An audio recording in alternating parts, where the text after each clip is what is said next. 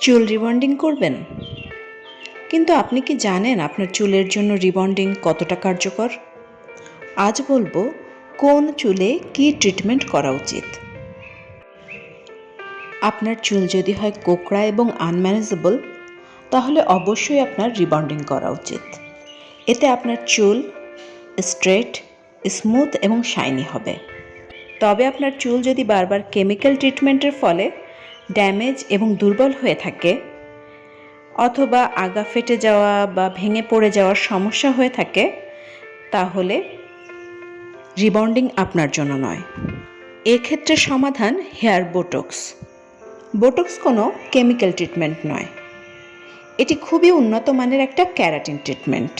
Rebonding চুলের bond ভেঙে চুলকে একটা নতুন শেপ দেয়, যা প্রায় 90% স্ট্রেট এবং স্মুথ হয়।